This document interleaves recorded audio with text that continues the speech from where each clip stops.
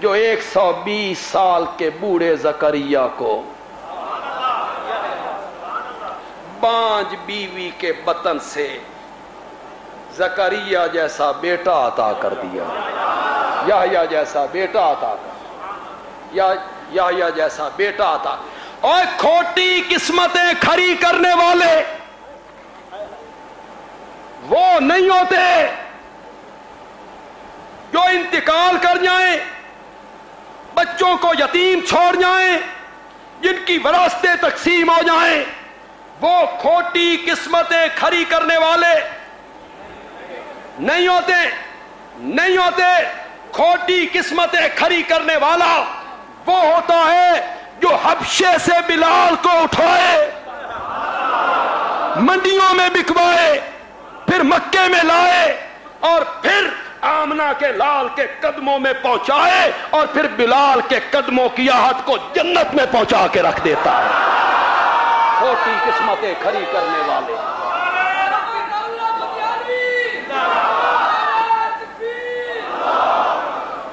دوسرا مسئلہ جو فاتحہ میں بیان کیا، وہ کیا بیان کیا؟ مالک میں ہوں، مالک، ہر چیز کا مالک میں ہوں۔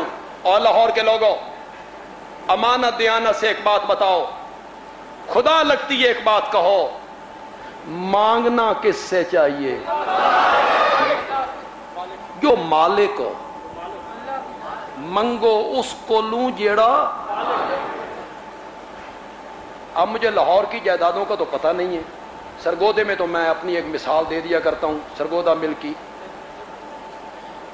یہ میرا رومال ہے، اس کا میں عارضی مالک ہوں، کسی کو تحفے میں دے دوں، مفت دے دوں، بیچ دوں، میری مرضی ہے۔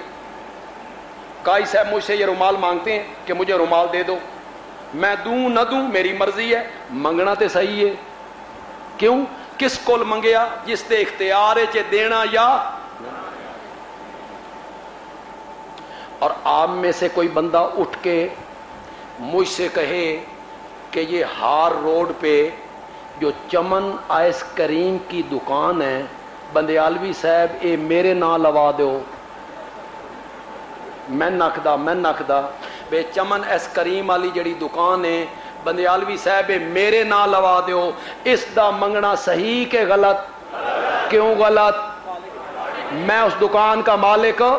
اور لاہور کے لوگوں، مانگنا اس سے چاہیے جو مالک ہو، جو مالک نہ ہو، لا یملکون مثقال ذرۃ، ان سے کیا مانگنا؟ مانگنا اس سے چاہیے جو ہر چیز کا کیا ہو۔ یہ دوسری چیز بیان کی۔ تیسری چیز سورۃ فاتحہ میں بیان کی، اس پوری کائنات کا معبود میں ہوں۔ کہاں بیان کیا؟ ایاک نعبد، اس پوری کائنات کا معبود میں ہوں۔ معبود ہم ترجمہ کس کا کرتے ہیں؟ الہ کا، لا الہ، اس کا ہم ترجمہ کیا کرتے ہیں؟ نہیں کوئی معبود مگر اللہ۔ تو تیسری چیز کیا بیان کی؟ الہ میں ہوں، معبود میں ہوں، عبادت کے لائق میں ہوں، سجدے کے لائق۔ یہ سب عبادت کی قسمیں ہیں، نظر، نیاز، رکوع، پکار، سجدہ، یہ سب عبادت ہے۔ طواف کرنا کیا ہے؟ سجدہ کرنا کیا ہے؟ قربانی دینا کیا ہے؟ نظر ماننا کیا ہے؟ نیاز دینا کیا ہے؟ غائبانہ مشکلات میں پکارنا کیا ہے؟ عبادت ہے۔ تیسری چیز بیان کی، الہ میں ہوں، معبود میں ہوں، مسجود میں ہوں۔ خدا گواہ ہے، اگر میری بات کی آپ تائید کریں، آپ سمجھدار لوگ ہیں، پڑھے لکھے لوگ ہیں، یہ پیشانی اللہ کے سوا کسی اور کے سامنے جھکانا خدا کی قسم انسانیت کی تذلیل ہے، انسانیت کی تذلیل ہے۔ یہ پیشانی جھکنی چاہیے تو صرف کس کے آگے جھکنی چاہیے؟ اللہ کے آگے جھکنی چاہیے۔ اللہ کے سوا کسی کے قدموں میں نہیں جھکنی چاہیے، کسی در پہ نہیں جھکنی چاہیے. اور میری بات کی اگر آپ تائید کریں اور آپ یقیناً تائید کریں گے، میں سمجھتا ہوں اسلام کی، مذہب اسلام کی سب سے بڑی خوبی یہ ہے کہ وہ لوگوں کی پیشانیاں در در سے ہٹا کے ایک کے در پہ جھکاتا ہے. اسلام کی تو خوبی یہ ہے کہ وہ ہر در پہ نہیں جھکنے دیتا. ایک دروازے پہ آؤ. پروفیسر غازی احمد مرحوم مڈل میں پڑھتے تھے جب وہ ہندو مذہب چھوڑ کے مسلمان ہوئے. پھر انہوں نے کتاب لکھی من الظلمات الی النور، اندھیروں سے روشنی کا سفر. آپ کے کالجوں میں، آپ کے سکول کی لائبریریوں میں یہ کتاب منظور شدہ ہے، آپ اسے نکلوائیں، اس کتاب کو پڑھیں. آپ بہت خوبصورت کتاب ہے، بڑی دلچسپ. غازی احمد 14 سال کی عمر میں ہندو مذہب چھوڑا. یہ چکوال کے علاقے کے تھے، بچھال. کہتے ہیں جب میں نے اسلام قبول کر لیا، انکوائری ہو گئی. 2 آفیسر آ گئے راولپنڈی سے انکوائری کرنے، ایک ہندو تھا ایک سکھ تھا. پاکستان بننے سے پہلے کی بات تھی. تو مجھے ان میں سے ایک آفیسر کہتا ہے تو نے اسلام کیوں قبول کیا؟ تو سکھ بن جاتا، ہندو مذہب چھوڑنا تھا، سکھ بن جاتا، عیسائی بن جاتا، مسلمان کیوں ہوا؟ غازی احمد کہتا ہے میں نے اسے جواب دیا کہ مجھے اسلام کی ایک خوبی نظر آئی کہ وہ لوگوں کی پیشانیاں در در سے ہٹا کے ایک کے دروازے پہ جھکاتا ہے، اس لیے میں مسلمان ہوں. تو وہ جو دوسرا آفیسر تھا نا سکھ، وہ کہنے لگا واہ، مسلمان غیروں کے سامنے نہیں جھکتے، یہ قبروں کے سجدے نہیں کرتے. جا بری امام، جا سلطان باہو، جا توکل شاہ کی قبر پہ امبالہ، دیکھ مسلمان کیسے جھکتے ہیں. امبالے میں جا کے دیکھ، لاہور میں جا کے دیکھ. غازی احمد کہتا ہے میرے پاؤں تلے سے زمین نکل. میں 14 سال کا بچہ، بڑا شدید سوال ہو گیا. اللہ نے میرے ذہن میں بات ڈالی اور میں نے کہا میں نے لاہور اور امبالے کا اسلام قبول نہیں کیا، میں نے تو مدینے کا اسلام قبول کیا. اور جو مدینے کا اسلام ہے نا،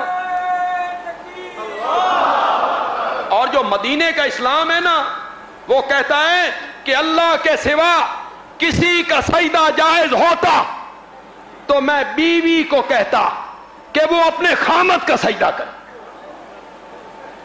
یہ کب کہا تھا؟ جب ایک صحابی نے کہا تھا یا رسول اللہ، باہر کے ملکوں میں جاتے ہیں لوگ اپنے سرداروں اور بادشاہوں کے سامنے جھکتے ہیں. اللہ اکبر، ہے توجہ آپ کی؟ ہے. وہ اپنے سرداروں کے سامنے جھکتے ہیں. وہ ایک گاؤں کے سردار ہیں، وہ ایک قصبے کے سردار ہیں، وہ ایک شہر کے سردار ہیں.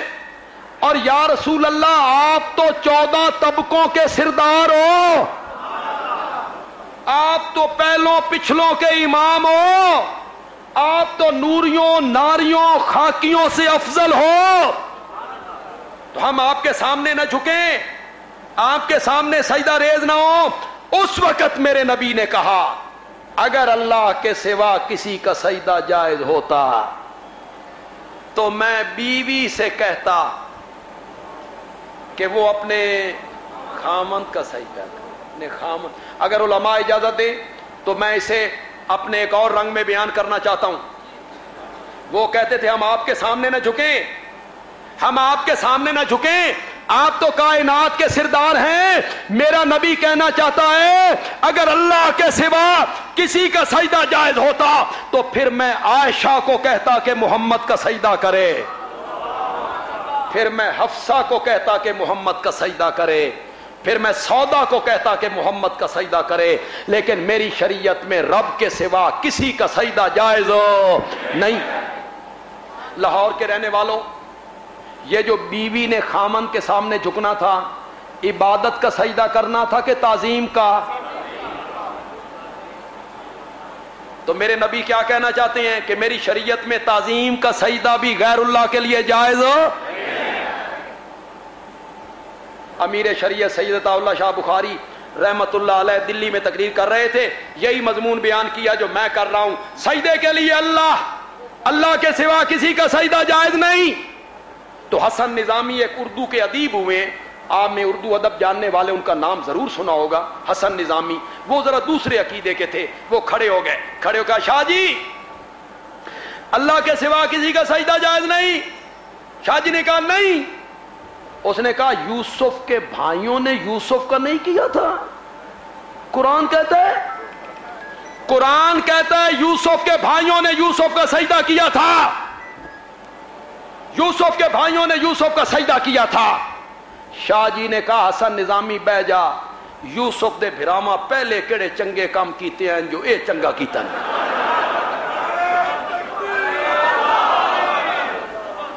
یہ تو انہاں دی سنت عمل کرنا تے پہلے اپنے نکے بھرا نو کھوئی سٹ، پھر سجدہ کر۔ پہلی شریعتوں میں تعظیم کا سجدہ جائز تھا، ہماری شریعت میں تعظیم کا سجدہ بھی حرام ہے، اور سجدے کے لائق ہے تو صرف اور صرف کون ہے؟ ان المساجد للہ فلا تدعوا مع اللہ احدا۔ مساجد کا معنی مسجدیں، مساجد کا کیا معنی؟ مسجدیں میرا گھر ہیں، فلا تدعوا، اللہ کے ساتھ کسی اور کو نہ پکارا کرو،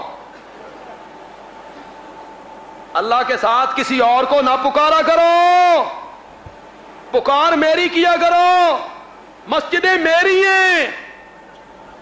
کیا کہنا چاہتے ہیں اللہ؟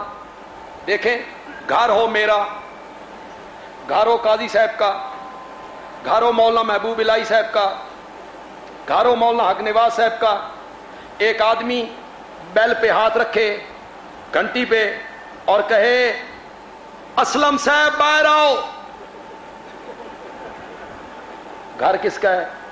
مولانا حق نواز کا، قاضی صاحب کا، اور وہ کس کو کہہ رہا ہے؟ اسلم صاحب باہر آؤ۔ تو قاضی صاحب مولانا حق نواز صاحب باہر آ کے کیا کہیں گے اس بندے کو؟ عقل نو ہاتھ مار، عقل نو ہاتھ مار، ایک گھر میرا ہی، پتہ نہیں سمجھے ہو کہ نہیں سمجھے، ایک گھر میرا ہی، میرے گھر دے دروازے تے کھلو کے آواز لانی ہی نا تو میرے نا دی لایا کر۔ اللہ نے فرمایا مسجدیں میرا گھر ہیں، ان میں پکار کرنی ہے تو میری کرنی ہوگی۔ ان المساجد للہ فلا تدعوا مع اللہ احدا، یہ عربی زبان ہے، یہ بڑی فصیح زبان ہے، یہ بڑی بلیغ زبان ہے۔ میں مساجد کا ایک اور معنی بھی کر سکتا ہوں، سجدے والی جگہ۔ اللہ کہتی ہیں سجدے والی جگہ میری ہیں۔ سجدے والی جگہ کون سی ہوتی ہیں؟ زمین، پہاڑ، ریگستان، جنگل، جتھے متھا ٹیکنا ہی نا اے جا میری ہے میری۔ ان المساجد، زور سے بولو، ان المساجد للہ، سجدے والی جگہ، سجدے والی جگہ میری ہیں۔ نمک حلالی بانا تے میری جا اتے سجدہ بھی میرا کر، جو کسی اور دا سجدہ کرنا ہی نہ تا میری زمین تو باہر نکل کے کر۔ ایک تیسرا معنی بھی کر سکتا ہوں، یہ تو عربی زبان۔ ان المساجد للہ، سجدے والے اعضاء، سجدے والے اعضاء کیا ہیں؟ ماتھا، ناک، دو ہتھیلیاں، گھٹنے، پاؤں کے پنجے، اللہ کہنا چاہتے ہیں یہ سجدے والے اعضاء میں نے دیے، میں نے بنائے ہیں۔ نمک حلالی بانا تے انہاں نو جھکانا ہی تا میرے اگے جھکایا۔ ان المساجد للہ فلا تدعوا مع اللہ احد۔ یہ تیسرا مضمون بیان ہوا جی۔